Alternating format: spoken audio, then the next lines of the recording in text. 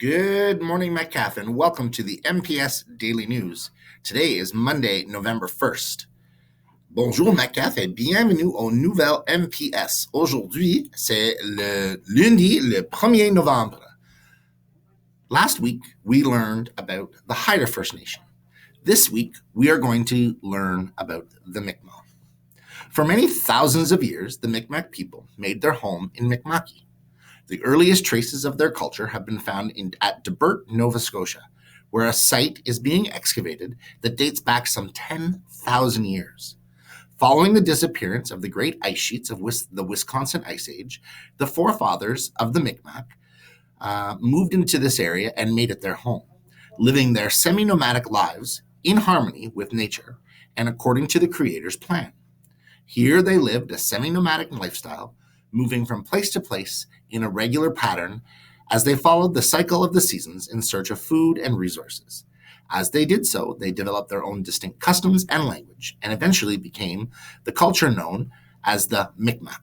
Eventually, they created the 7 districts, which became the Mi'kmaq Nation.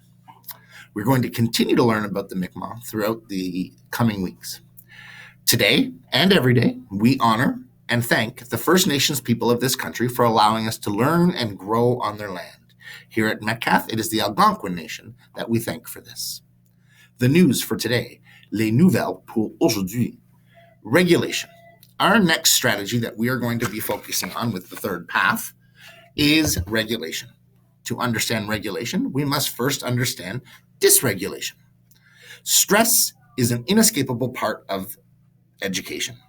We need stress in order to learn and grow. A challenging math question will and should cause some degree of stress in students. Ideally, the stress caused is just enough to heighten attention and create focus.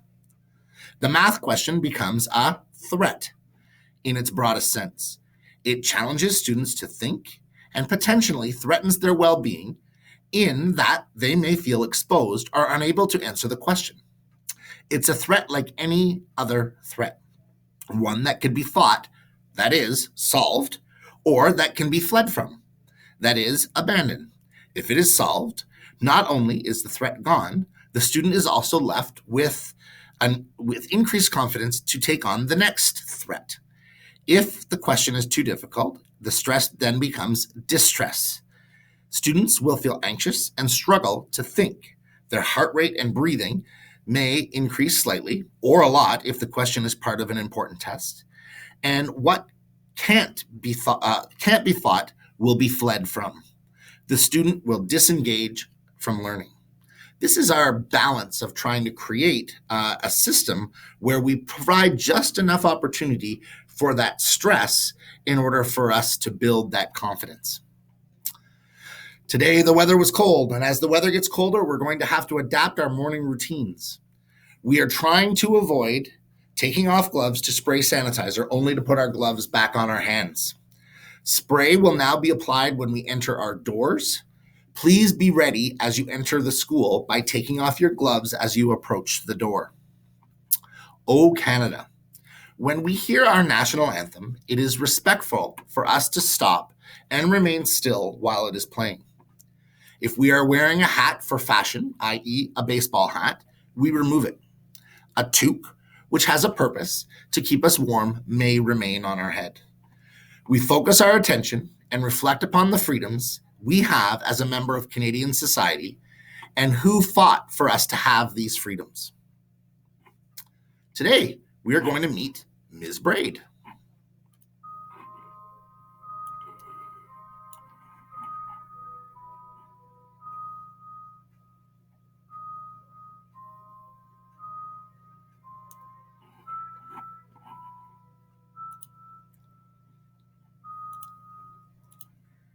Good morning, Mustangs.